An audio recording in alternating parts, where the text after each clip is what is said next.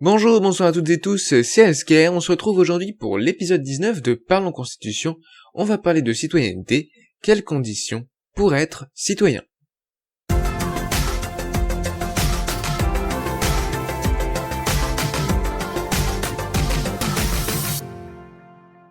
Alors commençons déjà par faire la distinction entre nationalité et citoyenneté. Alors, la source de définition, c'est la même que j'ai utilisée déjà dans beaucoup d'épisodes, je vous la remets ici à l'écran. Alors, pour la nationalité, commençons par cela. La nationalité est un lien juridique et politique défini par la loi d'un État unissant un individu au dit État. C'est un lien juridique et politique qui rattache un individu à un État. On parle du coup d'un ressortissant d'un État. Également d'un national d'un État, ça se dit moins, mais on parle surtout d'un ressortissant d'un État, notamment lorsqu'il va dans un pays étranger. Alors pour bien comprendre la différence avec citoyenneté, il faut voir la définition de citoyen. Citoyen, dans son sens général, c'est membre d'une cité ou d'un groupement politique. Alors ça nous aide pas vraiment. On peut voir que ça ne rattache pas à un territoire, à un État en tout cas, ça l'unit pas au territoire, ça veut juste dire que le citoyen est membre d'une cité ou d'un groupement politique. Prenons une définition plus longue, plus précise. De la même source, que vous voyez à votre écran toujours. Alors, personne qui dans un État démocratique participe à l'exercice de la souveraineté. Soit dans la démocratie indirecte par l'élection de représentants, soit dans la démocratie directe par l'assistance à l'assemblée du peuple. Exemple, Landsgemeinde, dans certains cantons suisses. Donc ça, ce sont des assemblées du peuple dans des cantons suisses. Soit dans la démocratie semi-directe par le jeu du référendum ou de l'initiative populaire. Alors qu'est-ce qu'on remarque? Un national, un ressortissant d'un État qui a une nationalité, est attaché par naissance le plus souvent à un État, et le citoyen, il exerce simplement un droit politique. Il est membre d'une cité, d'un groupement politique, il exerce des droits politiques. Les deux ne se confondent pas nécessairement. En France, c'est le cas. Nationalité est souvent confondue avec citoyenneté parce qu'en France, tout national est citoyen, sauf cas particulier. Alors pour nous éclairer plus sur cette différence, on peut prendre un exemple, en fait l'article 9 du TUE, donc du traité sur l'Union Européenne. Donc cet article 9 nous dit que dans toutes ses activités, l'Union respecte le principe de l'égalité de ses citoyens. Donc il y a des citoyens européens, il y a une citoyenneté européenne. Vous le savez sans doute déjà. Sauf si ça n'existe plus, je ne sais pas quand est-ce que vous regardez cet épisode, qui bénéficie d'une égale attention de ces institutions, organes et organismes. Et citoyen de l'Union, toute personne ayant la nationalité d'un État membre. Il n'y a pas de nationalité européenne. Ou pas encore. Peut-être que dans le futur il y en aura une, mais pas encore. Il n'y a pas de nationalité européenne. Et citoyen de l'Union Européenne, toute personne ayant la nationalité d'un État membre. Si vous avez la nationalité polonaise, si vous avez la nationalité française, si vous avez la nationalité espagnole, autrichienne, ou italienne, ou chypriote, croate, et bien d'autres, on va pas citer tous les États membres de l'Union Européenne, eh bien, vous êtes citoyen de l'Union Européenne. Attention, la citoyenneté de l'Union s'ajoute à la citoyenneté nationale et ne la remplace pas. Vous êtes membre d'un groupe politique national, vous avez donc une citoyenneté nationale, du fait, par exemple comme en France, de votre nationalité dans le pays où vous avez une citoyenneté, et vous avez en plus de ça une citoyenneté européenne, mais il n'y a pas de nation, il n'y a pas de nationalité européenne. Du moins pas encore, comme je l'ai précisé, il ne me semble pas que à l'heure actuelle ce soit envisagé. Alors, j'espère que vous avez compris un peu la différence, c'est subtil parce qu'en France, nationalité égale citoyenneté, mais c'est pas nécessaire. Il n'y a pas de nationalité européenne, pourtant il y a une citoyenneté européenne. Ce n'est pas la même chose. La nationalité attache la personne à un État qui garantit ses droits et sa protection. La citoyenneté, c'est juste la participation, juste entre guillemets, la participation politique d'un individu à la politique d'un pays, d'un État. Alors qui doit dire comment devenir, ou être, ou avoir la nationalité française, ou même la perdre? Qui doit le dire? Alors historiquement en France, c'est le législateur qui détermine les normes concernant la nationalité dans le code civil. On pourrait imaginer qu'étant donné l'aspect aussi important, fondamental, de cette question, ce soit le constituant qui décide. On pourrait tout à fait l'envisager. Historiquement, c'est législateur, on pourrait envisager que ce soit le constituant, parce qu'on pourrait se dire c'est tellement important. Mais est-ce seulement vraiment nécessaire? La question se pose. La tradition, la coutume, en cette matière, est si forte que si le législateur essaie de changer quelque chose, c'est avec grande prudence. Et on peut imaginer que le fait que ça reste du ressort du législateur ne pose pas réellement de soucis. Alors, faut-il le laisser au législateur ou le passer au niveau constitutionnel? Pour ma part, je n'ai pas réellement d'avis. Je me dis que le constitutionnaliser n'est pas spécialement nécessaire, mais en même temps, ça donnerait une valeur symbolique aux conditions, aux différentes règles, aux normes qui concernent la nationalité, concernent l'acquisition ou la perte de nationalité. Alors, selon moi, qui devrait être national? Alors, c'est qu'un avis secondaire. Si vous n'êtes pas d'accord, ce n'est pas très important. Je considère pas que ce soit quelque chose d'essentiel pour cette série. C'est moins important que quelles conditions pour être citoyen. Même si savoir quelles conditions pour être national, ça détermine de fait quelles conditions pour être citoyen. En tout cas, par rapport à ce que je vais dire juste après. Bref, selon moi, hein, on peut largement discuter. Il y a une question qu'il faut se poser au préalable. C'est faut-il prendre en compte la tradition, la vie des gens? Ou faut-il choisir selon un idéal théorique, ce qu'on pourrait souhaiter? Pour moi, il faut prendre en compte les trois. Car on ne peut pas mettre en pratique un idéal théorique si on ne le met pas, si c'est pas accepté par les gens, et les gens l'acceptent entre guillemets, l'acceptent assez souvent, je veux dire par là, par la tradition. Alors pour moi, il faut garder le droit du sang, c'est-à-dire au moins un parent français égale naissance française. Si un enfant naît et qu'il a un de ses parents qui est français, il devient automatiquement français, il acquiert la nationalité française. Et sinon, sur quoi doit se fonder la nationalité? Pour moi, c'est la participation à la société. Donc le paiement de l'impôt, l'accès aux services publics, la participation à l'économie et à la vie sociale et culturelle du pays. Voilà, par exemple. Donc c'est très rattaché au territoire. Donc pour moi, ça doit être une naturalisation sans doute plus facile, plus automatique qu'actuellement en France. Et ça doit être que ces deux choses-là. Un droit du sang ou une naturalisation. Et on peut imaginer que si la nationalité se fonde dans l'idéal sur la participation à la société et donc au territoire, on peut imaginer que les personnes qui participeraient plus à la société, par exemple en partant à l'étranger, très longtemps, en payant plus leur impôt, en accédant plus aux services publics, ce genre de choses, soit, on pourrait l'imaginer, hein, c'est juste une hypothèse là, c'est une idée en l'air si on veut, pourraient soit payer des impôts pour garder la nationalité entre guillemets, ou perdre leurs droits ou leurs avantages du fait qu'ils sont à l'étranger. Par rapport à cet idéal de nationalité fondée sur la participation à la société, ou une perte de droits civiques, ou même civils et familiaux. Pourquoi pas. Donc tout national et citoyen. J'avais déjà dit, c'est une conception qu'on a en France, et personnellement elle me va bien, je pense que il est normal quand on est un national, quand on est français, d'avoir la citoyenneté française automatiquement. Sauf dans certains cas. Alors la question de cette deuxième partie, c'est y a-t-il des limites à la citoyenneté? Et en effet, il y en a première limite, l'âge. En effet, une personne qui n'est pas majeure, une personne qui est mineure, n'a pas la citoyenneté en France actuellement, et je pense que ça doit rester comme ça. Alors, quel âge? Pour la majorité, 16, 17, 18, 19, 20, 21, 25, 30 ans. On peut débattre de ce sujet-là. Pour moi, trop jeune, c'est pas forcément bien, trop vieux non plus. Et donc, il doit y avoir une concordance entre la majorité civile et les droits civiques. Pour moi, oui. Lorsqu'on devient majeur, économiquement, disons-le comme ça, mais pas que, majorité civile, on acquiert aussi ses droits civiques. C'est ce qui est le cas actuellement en France. Alors pourquoi une limite d'âge? Pourquoi? Alors dans la conception de la citoyenneté, un mineur n'est pas un individu pleinement autonome, pleinement responsable. Il n'est pas encore assez mûr, il n'est pas encore assez éduqué, assez âgé et donc éduqué, pour exercer pleinement sa liberté en tant qu'individu. C'est un individu en formation. Et je suis assez d'accord avec cette vision-là. Mais alors jusqu'à quel âge? Jusqu'à quel âge? Jusqu'à 12 ans on peut être un individu complet? Est-ce qu'à 16 ans on l'est? Est-ce qu'à 18 ans on l'est seulement? Est-ce qu'on l'est à 21 ans? La question c'est les limites à la citoyenneté. Pour moi il faut donc une majorité civile et une majorité politique, on pourrait dire, une majorité civique avec les droits civiques, qui pourrait être à 18 ans comme actuellement, à 21 ans. Donc ça remet pas en cause ce qu'il y a actuellement. contrairement à quelque chose qui viendra après, je vous tease un peu.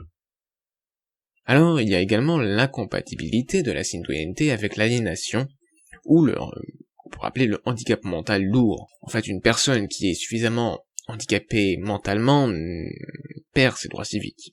C'est une conception qui nécessite, bien évidemment, une décision de justice. Il faut qu'un juge, avec bien sûr l'avis d'un médecin, puisse déclarer cette incompatibilité, cette déclaration d'incapacité d'exercer les droits civiques pour une personne. En France, ça s'est vu historiquement, mais ce n'est plus réellement le cas. Aujourd'hui, bien que dans le code électoral, article L2, on retrouve cette formule, sont électeurs les Françaises et Français âgés de 18 ans accomplis, on retrouve la majorité dont j'ai parlé un peu plus tôt, jouissant de leurs droits civils et politiques, et n'étant dans aucun cas d'incapacité prévue par la loi. On trouve également à l'article L44 du code électoral toujours, tout Français et toute Française ayant la qualité d'électeur peut faire acte de candidature et être élu, sous réserve des cas d'incapacité ou d'inéligibilité prévus par la loi. Et au code électoral, article S5, jusqu'en 2019, puisque cet article a été abrogé, en 2019 du coup, il était noté que lorsqu'il ouvre ou renouvelle une mesure de tutelle, en tutelle d'un adulte sur un autre adulte, le juge statue sur le maintien ou la suppression du droit de vote de la personne protégée. Le juge pouvait dire qu'une personne n'a plus le droit de vote lorsqu'il ouvre ou renouvelle une mesure de tutelle. Pour moi, ça devrait toujours être le cas, car une personne qui n'est pas pleinement raisonnable, qui n'est pas en capacité intellectuelle, qui n'est pas en capacité d'être un individu complet, et également de réfléchir, de se questionner sur la société, de participer au débat public, ne doit pas avoir le droit de vote. C'est vraiment pour les cas extrêmes, de handicap mental lourd. C'est pour ça que j'ai mis handicap mental lourd. Aliénation, c'est un terme qui est une référence plus historique à l'aliénation mentale. Mais du coup, la personne ne devrait pas avoir le droit de vote. Si elle l'avait, qu'elle exerçait notamment par procuration, ce serait comme si une autre personne avait en fait 2 fois le droit de vote. Et ce n'est pas quelque chose que je considère comme intéressant. Chaque individu a le droit de vote tant qu'il est pleinement individu et pleinement en capacité d'exercer son droit de vote, c'est-à-dire qu'il n'est pas un incapable dans un sens juridique, c'est pas péjoratif. Il est un incapable politique, un incapable dans un sens juridique, il n'est pas en capacité d'exercer ses droits civiques, du fait de son aliénation mentale, de son handicap mental. Alors également, on peut perdre ses droits civiques, et notamment par voie pénale, comme par exemple en cas d'acte terroriste. Alors prenons le code pénal, article 131-26. L'interdiction des droits civiques, civils et de famille. Donc civils et de famille, je les ai mis entre crochets, même s'il y a un droit civil en troisième point, peut être considéré comme civil, même s'il est en quelque sorte aussi civique. Le droit de vote, du coup, peut être interdit, l'éligibilité également, et le droit d'exercer une fonction juridictionnelle ou d'être expert devant une juridiction, de représenter ou d'assister une partie devant la justice. L'interdiction des droits civiques, civils et de famille ne peut excéder d'une durée de 10 ans en cas de condamnation pour crime et une durée de 5 ans en cas de condamnation pour délit. Donc, en cas de crime ou de délit, le juge, la juridiction, peut prononcer l'interdiction de tout ou partie des droits précités. L'interdiction du droit de vote ou l'inéligibilité prononcée en application du présent article emporte l'interdiction ou incapacité, c'est de là que vient également le terme incapable, d'un point de vue juridique. Ce n'est pas du tout un avis sur les personnes, ce n'est pas du tout une critique, ce n'est pas du tout péjoratif, c'est un terme juridique. Je le répète, j'ai pas envie qu'il y ait de malentendus. Ou incapacité d'exercer une fonction publique, porte interdiction ou incapacité d'exercer une fonction publique. C'est en plus, Si on n'est plus citoyen, en quelque sorte, parce qu'on perd ses droits civiques, en interdisant le droit de vote ou l'inéligibilité, l'un ou l'autre, voire les deux, ça emporte l'interdiction ou l'incapacité d'exercer une fonction publique, c'est assez logique.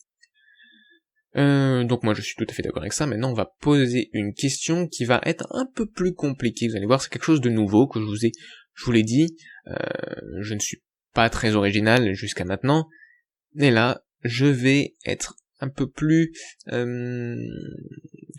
clivant, certainement, puisque j'ai un point de vue qui ne sera certainement pas partagé par tous, et je vous rappelle que cette série est politique, même si vous pouvez tout à fait y trouver des choses intéressantes d'un point de vue juridique. Ce n'est pas du tout l'objectif de faire du droit pas du tout. Et d'ailleurs, je peux tout à fait me tromper en faisant du droit dans cette série, puisque c'est une série politique, je le rappelle. Allez voir la présentation, la vidéo de présentation, c'est la première vidéo de la playlist, la vidéo de présentation de cette série. Allez-y, n'oubliez pas, cette vidéo est politique comme toute la série, puisque j'exprime ma vision politique dans le domaine constitutionnel. Alors c'est parti pour la partie la plus clivante et la plus originale sur la question de la citoyenneté, qui est une question importante, vous en conviendrez, c'est sur l'existence ou non de citoyens passifs et de citoyens actifs. Alors ça remonte à très longtemps historiquement, enfin tout dépend de ce qu'on entend par longtemps, mais dans l'histoire française ça remonte dès la Constitution de 1791 selon comment vous le prononcez, c'est-à-dire la première constitution pendant la Révolution française, après l'Ancien Régime.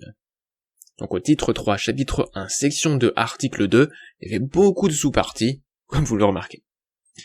Il était marqué, c'est un exemple, pour être citoyen actif. On retrouve cette notion. Il y aurait des citoyens passifs et des citoyens actifs. Pour être citoyen actif, il faut être né ou devenu français, donc avoir la nationalité française. C'est ce qu'on retrouve, ce que j'ai dit, également, qui est une tradition française, que la nationalité et la citoyenneté sont liées. Être âgé de 25 ans accompli, bon, c'était une condition d'âge qui n'est pas forcément nécessaire, voilà, c'est juste un exemple, ça veut pas dire que c'est ce que je souhaite.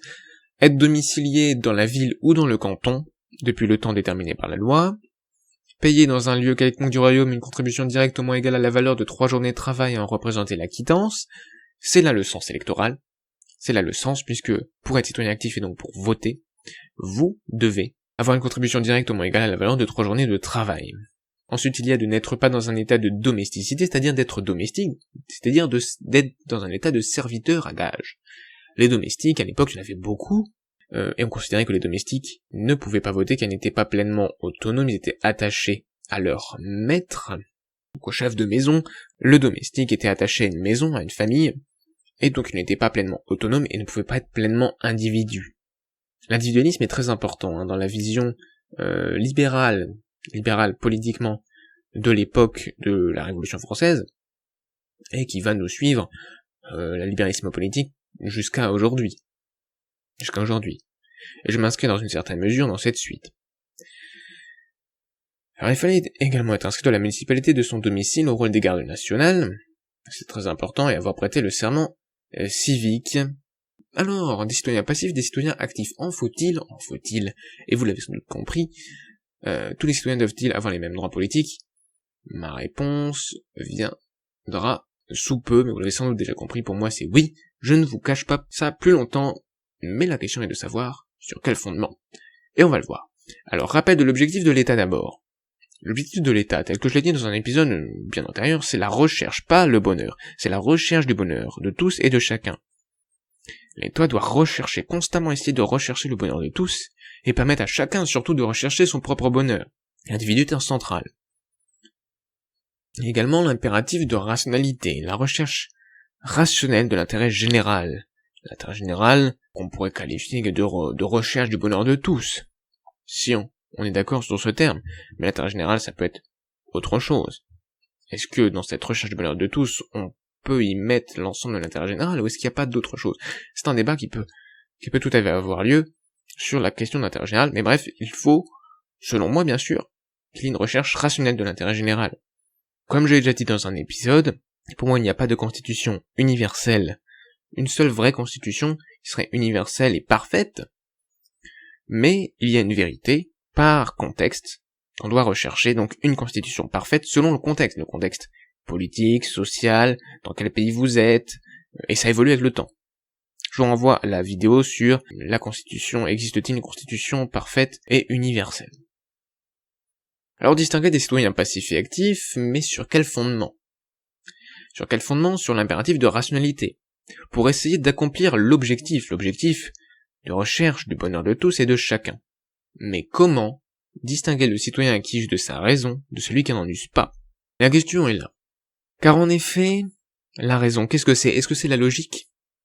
Est-ce qu'il faudrait des exercices de logique? Est-ce qu'il faudrait un certain diplôme?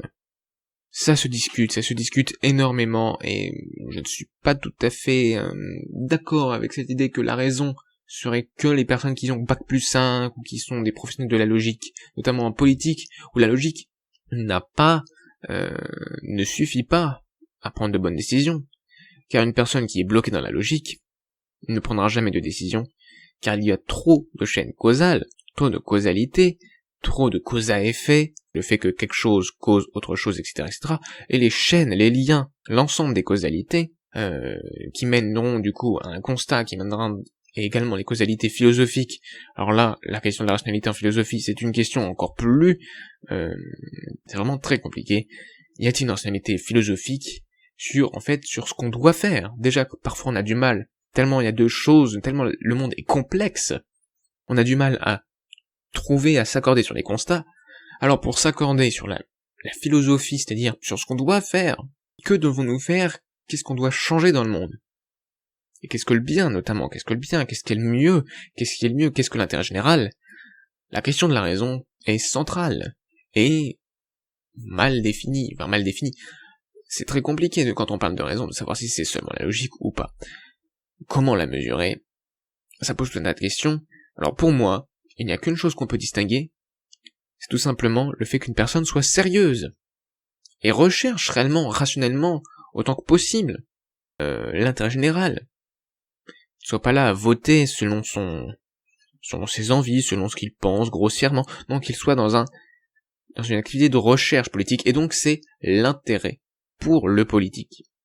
C'est ça qui doit nous déterminer, nous distinguer des citoyens actifs des citoyens passifs. Alors reprenons du coup dans une conclusion tout ce qu'on vient de voir. On a vu la différence entre nationalité et citoyenneté, je ne reviens pas dessus, on s'est posé la question qui doit décider des règles de nationalité, législateur, constituant. Étant donné l'importance, on pourrait dire c'est constituant, mais le législateur peut être légitime également, non? Surtout qu'il n'a pas intérêt à changer fondamentalement les choses. Et surtout c'est très compliqué politiquement de changer quelque chose sur la question de la nationalité. Mais on pourrait le mettre tout à fait dans la Constitution, pour garantir pleinement, par le constituant, par le fait que c'est plus compliqué, normalement, de changer la Constitution, on pourrait le même mettre dans la partie droits fondamentaux, si on veut, pour garantir que tout le monde soit citoyen, tout le monde soit national, de telle manière ou de telle autre manière. Bref, la question n'est pas tranchée sur ce point.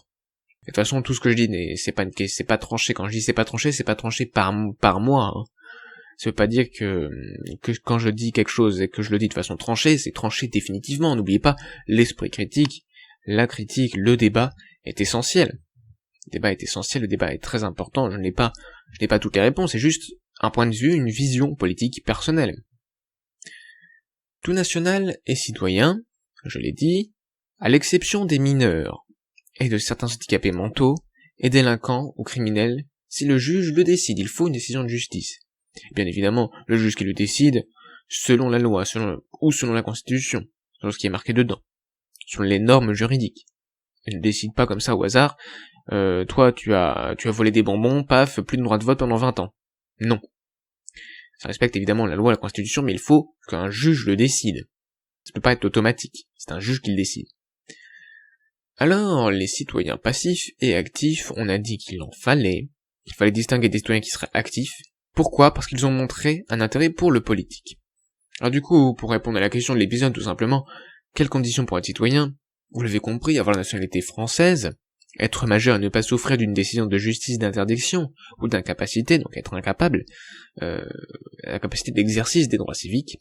Mais, donc tout le monde est citoyen, au moins citoyen passif, mais pour être citoyen actif, il faut avoir de l'intérêt pour le politique. Alors ça pose tout un tas de questions du coup, et qu'on se posera dans l'épisode prochain. Comment mesurer cet intérêt pour le politique? Qui doit le mesurer? Quel accès pour le citoyen passif à ce processus? Doit-il y avoir des conditions de sens? Alors là je réponds directement non. Non, pas de sens, car l'usage de sa raison n'a aucun rapport avec la richesse, ou le patrimoine.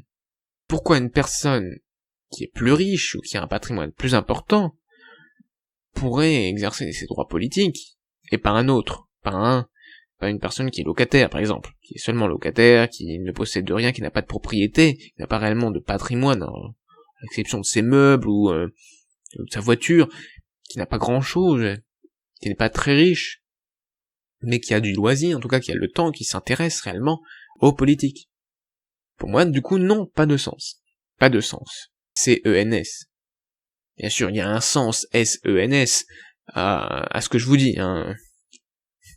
Si vous dites que ça n'a pas de sens, n'hésitez pas à poser des questions, parce que c'est que ça va pas du tout. Et peut-être que si vraiment personne n'a rien compris de ce que je raconte, je referai une vidéo un jour dessus. Pourquoi pas. J'espère que vous avez compris ce que j'ai voulu vous dire aujourd'hui. Peut-être que vous avez senti que dans ma voix j'étais un peu différent, peut-être un peu de fatigue, c'est possible. Vous m'en excuserez. Merci à toutes et tous d'avoir regardé celui-ci. Donc la prochaine fois on se posera ces questions-là, comment mesurer cet intérêt pour le politique. Et du coup, je vous laisserai découvrir tout ça dans le prochain épisode, l'épisode 20 de Parlons Constitution. C'était Elsker, et à bientôt.